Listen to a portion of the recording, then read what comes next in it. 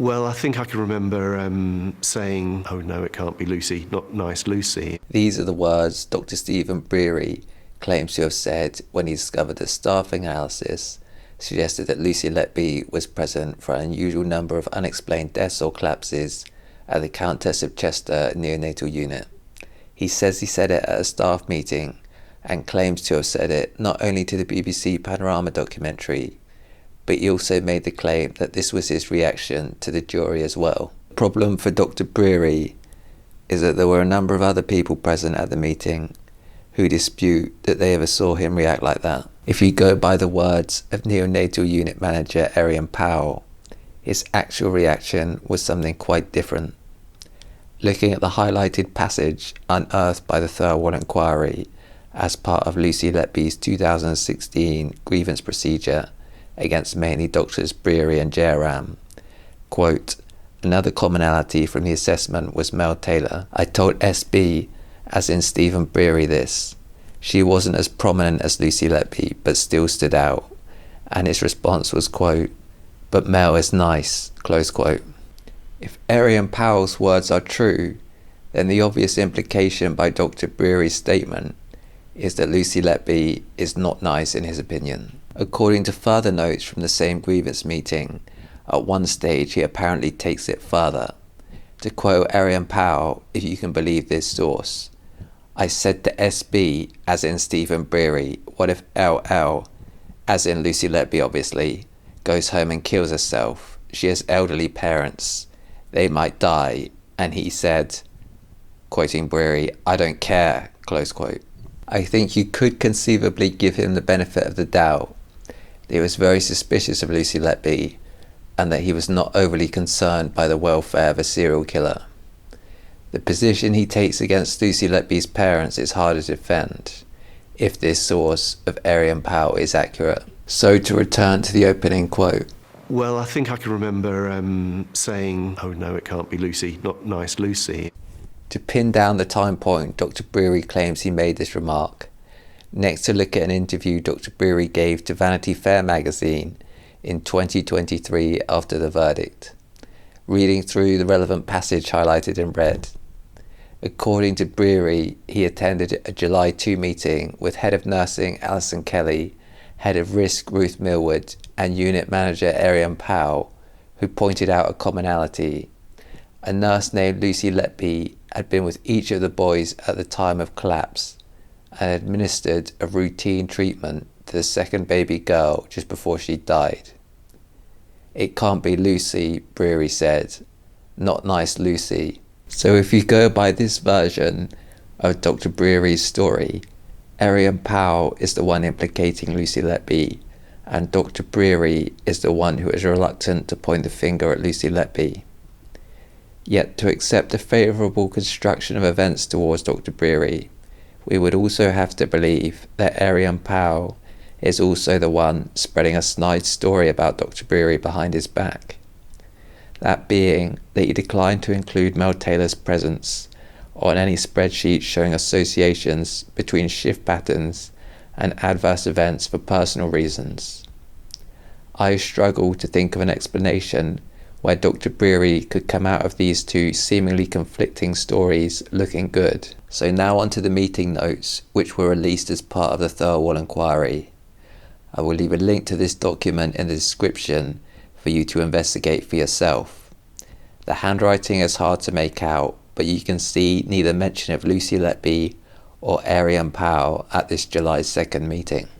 So next, on to where the hospital manager's barrister discusses the July 2nd meeting with Dr. Brearey at the Thirlwall Inquiry, and it starts on page 198 of the transcript.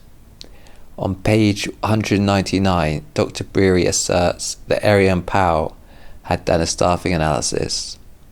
The hospital manager's barrister puts it to Dr. Brearey that, quote, "Julie Fogarty has given evidence to the inquiry that she was very clear that Lucy Letby's name was not discussed during that meeting, and Arian Powell has given evidence to the inquiry that she has no recollection of being at that meeting."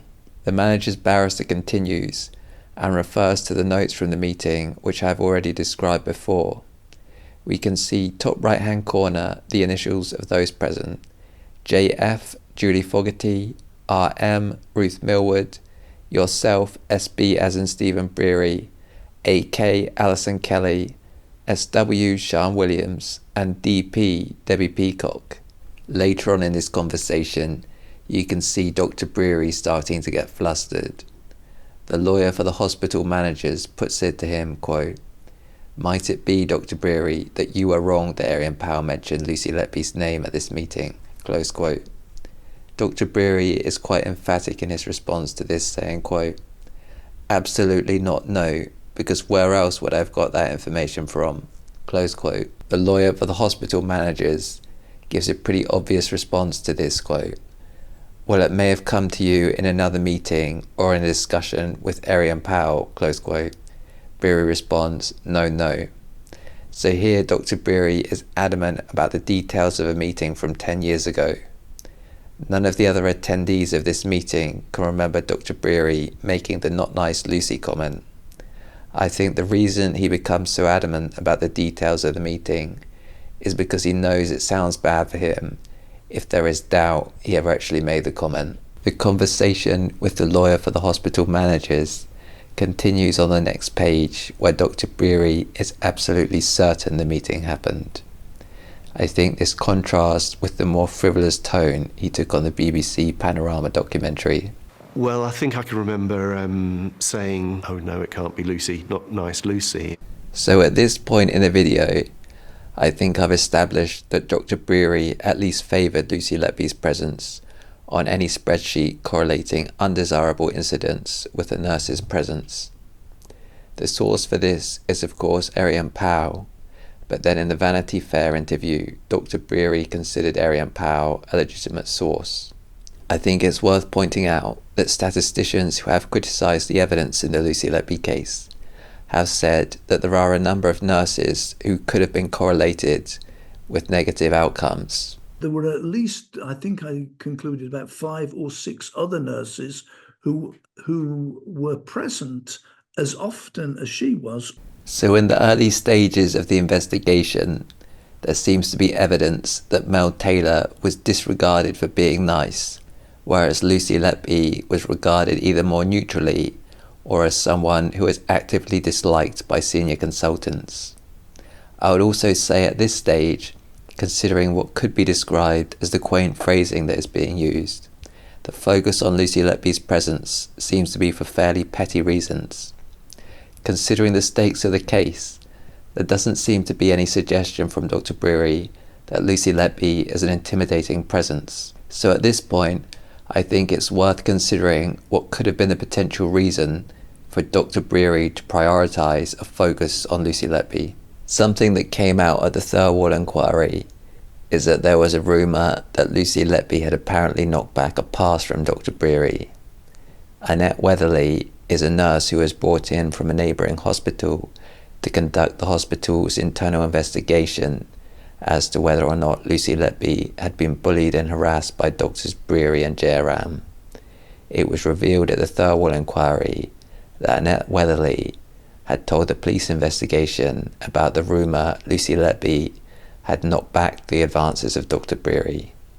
Reading through the bit highlighted in red, this is the police officer asking the question of Annette Weatherly, quote, "You say there was some rumour, although you don't know where it had come from, that she had rebuffed one of the consultants." The bit highlighted in green is Annette Weatherly's response to the police officer, quote, "Yes, it was someone told me that. I can't remember who it was when I was there that there was a rumour." Close quote. Later on down the page, it says it was in fact the Deputy of Human Resources, Mrs. D. Appleton Cairns.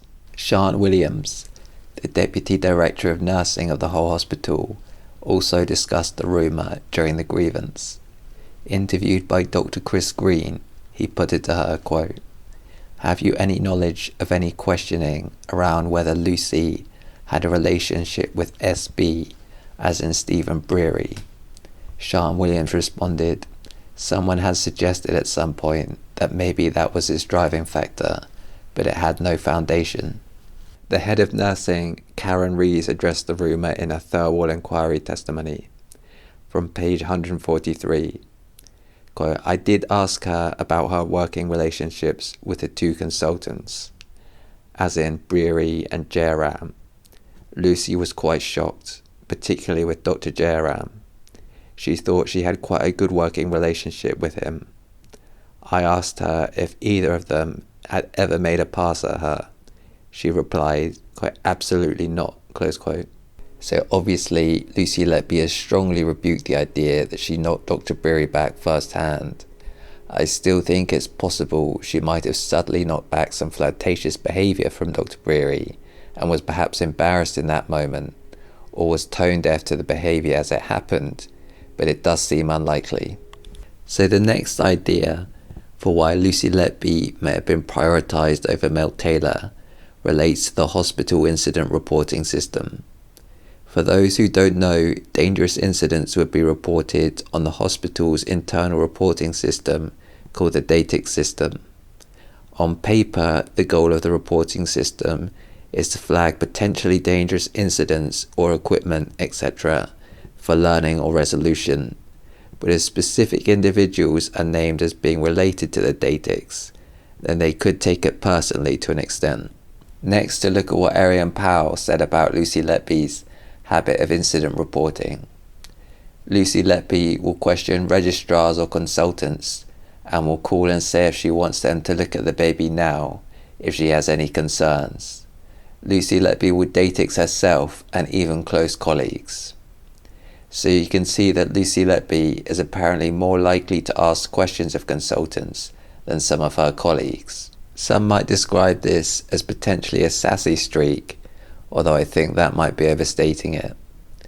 There have been credible accusations from Dr. Shu Lee and his expert panel that there were many safety issues with Lucy Letby's hospital at the time. I would say that if this was a hospital in Canada, it would be shut down. Now to look at what the risk midwife Anne-Marie Lawrence would say about the incident reporting on the unit in general. Looking at page 195 of her Thirlwall inquiry testimony, there is a link in the description if you want to corroborate this. Quote, the neonatal unit staff did not approach the DATICs reporting system in an open and transparent way, close quote. Anne-Marie Lawrence would get questioned about this in her statement to the inquiry.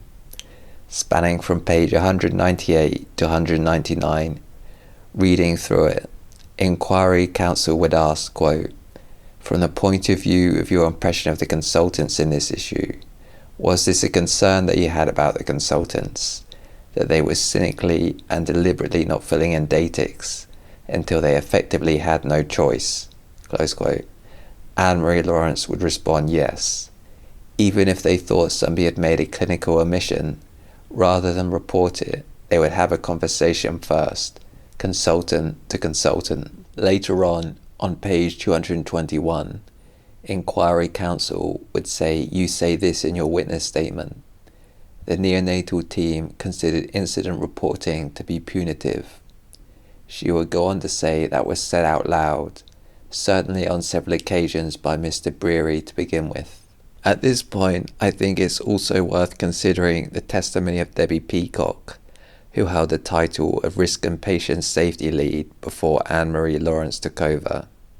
She would tell the inquiry when it came to evaluating DATICs reports, she would rely on Dr. Brearey's clinical assessment. So if you can imagine, Lucy Letby is raising these DATICs and the first person they are going to is Dr. Brearey. On a closing note to this video, I will say there is evidence from Arian Powell that Lucy Letby was prioritised on spreadsheets over Mel Taylor. There was speculation at the hospital this was because she had knocked Dr. Brearey back, although this doesn't seem to be supported by evidence. There is, however, in contrast, evidence that she was regularly flagging safety issues on the unit. There is evidence that Dr. Brearey found the raising of these issues a source of nagging and irritation.